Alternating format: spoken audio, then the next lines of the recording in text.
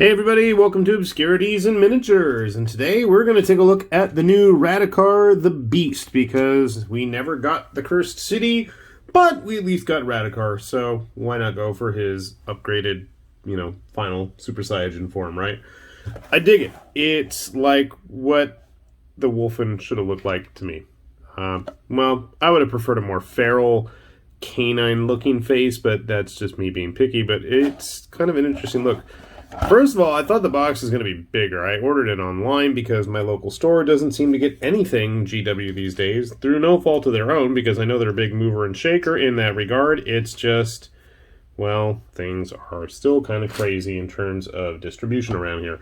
So he's got two of his little Vykros bloodboard. We can't call them vampires anymore. That would be too easy, right? I thought the box was going to be bigger. I don't know why. No plastic tray. That's a disappointment. Nice paint guide. Plenty of directions. And, oh, it's a good sized base at least. It's probably a 60. I'm going to say 60. That's a 50. Yeah. We'll call it 60. And if it's not, my apologies. Alright, so two sprues. This is mostly the base and the Vykros and Radukar's head. How big is his head?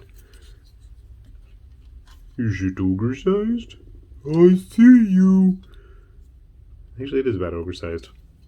I'm going to take a wild guess that he's actually a bit bigger than an ogre, considering that's just his leg and part of his torso. Big pelt, fancy armor. Another Vykros blade. They're shrimpy. I wonder how they compare to an actual ghoul.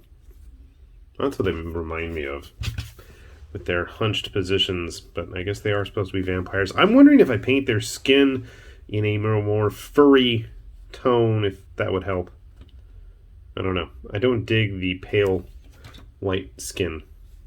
I mean, yeah, I know they're vampires and all, but I don't like it. Is that 91 or 16? It's about 28. Any more part numbers on this one? Almost 30 parts, 29 over here. So we got a nice detailed base. Radukar himself looks to be of a good size. Not too many little spindly bits. Mostly what they... Oh, the blood dripping down from Radukar's claws into a goblet that one of the Bloodborne are supposed to be holding. I'm sure that's going to be obnoxious trying to get glued together. But I'm not seeing too much that looks like it's going to be a real issue. Most parts look pretty straightforward. We'll see if there's any kind of weird, funky construction, because it is a modern GW kit, and you know they love them some weird construction bits these days, so fingers crossed that things go smooth and simply. Let's find out in just a moment.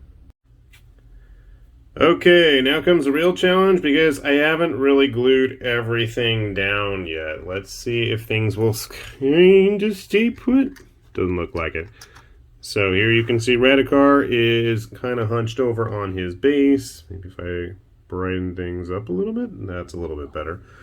And I'll be honest, I'm not going to glue everything down yet, just because it's going to be a major, major pain to get everything attached when it comes time to paint.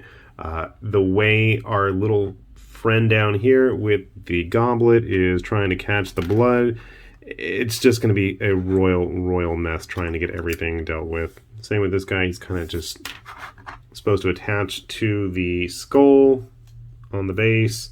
And that's kind of a big irritation of mine, actually, is the fact that we're doing this, let's not make things nice and easy to convert. Let's have their feet molded on to the base and then plugged in. I don't like that. It really limits what you can do with it. To me, it's just kind of punishing people who do want to convert. It's going to make a whole lot of extra work for everyone, which is a shame, because overall Radukar himself looks really cool. But again, feet attached to the base. It's just going to be a royal pain trying to get all that undone. And I mean, like I said, the only people that it's really going to hurt are the people that would have wanted to do some kind of conversion of it, which, is silly, because I feel like it's punishing GW fans.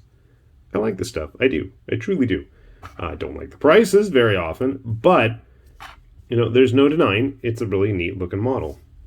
Now, I know I grabbed a Radukar. There we go. So, how it started, how it's going, right? Definitely a bit of a difference in terms of size. Obviously the bases as well. Almost the size of a Troggoth. We're going to call it a troll because that's what it really is. But a good, apt comparison, I think. Definitely bigger than an ogre. Remember when everybody thought he was supposed to be an ogre? I do. I remember. His little Vykros, Velcros, whatever, friends. Not the most exciting, but, you know, hey, free extra attack rolls, right? So overall, I think it's a really neat looking kit.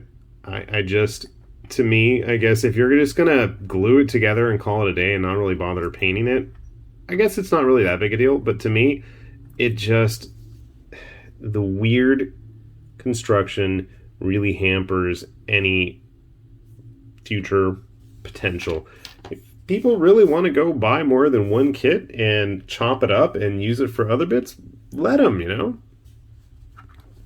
I don't know. I'm probably going to use this for like Rain and Hell. Why not have him as some kind of big bad demon lord? I was thinking it might be an interesting way to do one of the Warp Wolves, actually, from War Machine for the Circle. I mean, he is basically just a giant werewolf. It is a 60mm base. You might need to trim it down. I think I have a 50 here. It barely fits.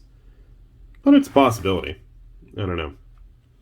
So again, overall, I like the model. I like the design. I just don't like the fact that he's really hampered by weird construction choices that are very obtuse just to be obtuse. Even the price point wasn't too bad considering what you get. I mean, it's just, again, trying to do anything different with him is going to be a challenge. But, you know, GW is going to GW. What can I say? So, hopefully, if you're curious about how he's going to turn out, you've got a better idea now. Silly me, didn't even put a human in there. With that said, this has been High Lord Tamberlane with Obscurities and Miniatures, saying thanks for watching, and we will see you back here soon. Say goodbye, Radukar. Bye-bye.